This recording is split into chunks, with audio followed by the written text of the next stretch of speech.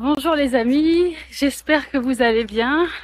Aujourd'hui, je vous emmène à Grasse, capitale mondiale du parfum. Je suis un peu essoufflée parce qu'il faut grimper, donc on se retrouve directement dans le centre. Nichée dans l'arrière-pays niçois, à environ 30 km de la Méditerranée, Grasse est une ville d'un peu plus de 50 000 habitants. Elle s'étend sur les hauteurs, à près de 350 mètres d'altitude, profitant d'un microclimat doux et ensoleillé, idéal pour la culture des fleurs, mais aussi pour le bien-être.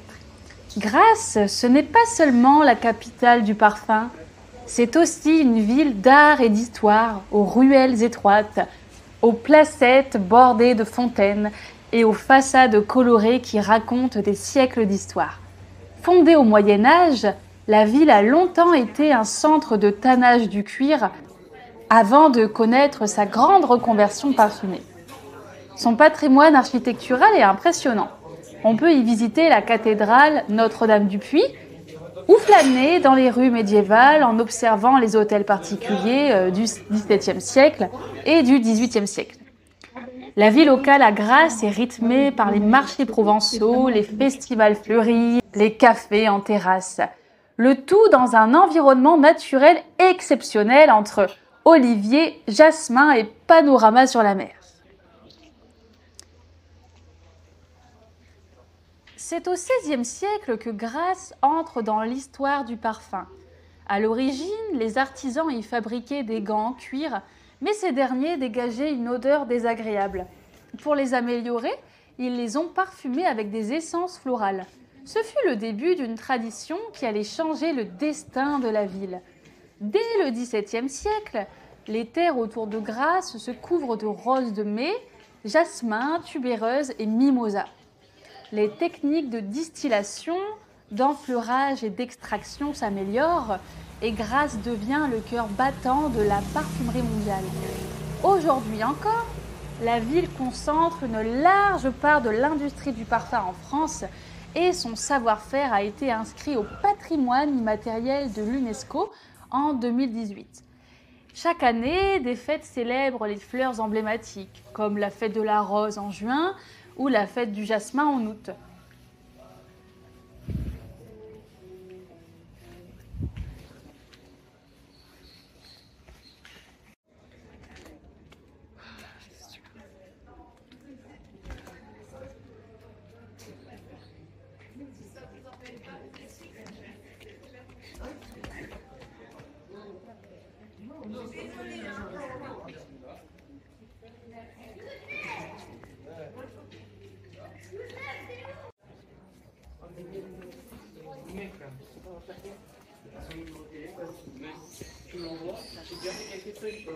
Vas-y, j'ai fait quelques trucs, mais j'ai dit des infos sur les fins pour vendre.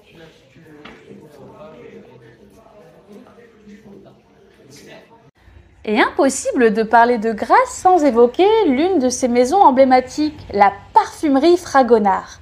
Fondée en 1926, elle porte le nom du peintre Jean-Honoré Fragonard, natif de la ville, et représente à la fois tradition et modernité. Fragonard est ouvert au public, on peut y visiter ses ateliers, musées et même y créer son propre parfum lors d'un atelier.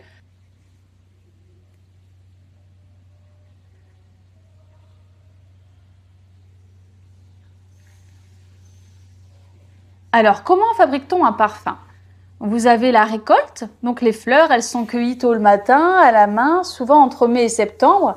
La rose de mai et le jasmin de Grasse sont les plus recherchés.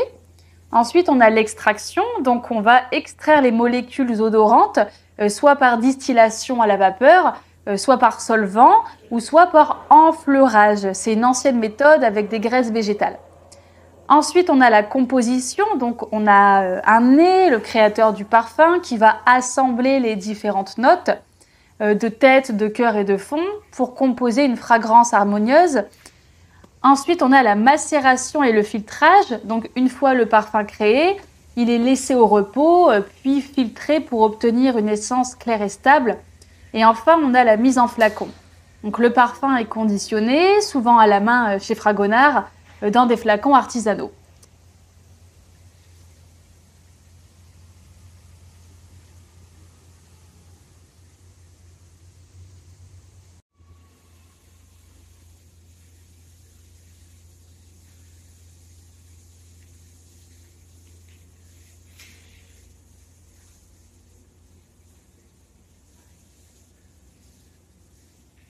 Chez Fragonard, tout est pensé pour préserver la qualité, l'authenticité et la poésie du parfum.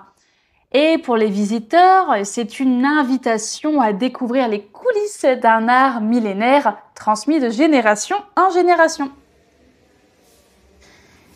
Et j'ai terminé ma journée à Grasse en visitant le musée international de la parfumerie, donc qui est dans le centre de la ville. Donc là, vous avez encore des informations sur comment est créé le parfum. Vous avez beaucoup de flacons de parfum, beaucoup d'explications. Aussi beaucoup d'informations sur les origines du parfum, donc depuis l'Antiquité jusqu'à maintenant. Et c'est super intéressant et je vous le recommande.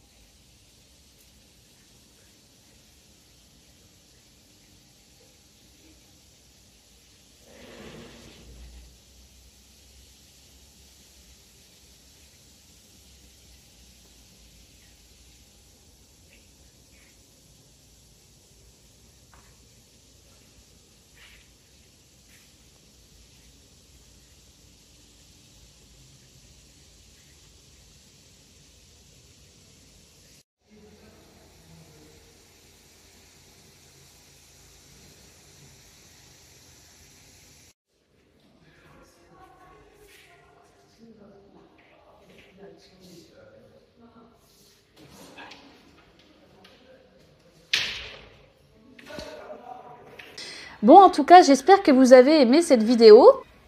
Je vous laisse avec une magnifique fresque que j'ai découverte par hasard dans la rue.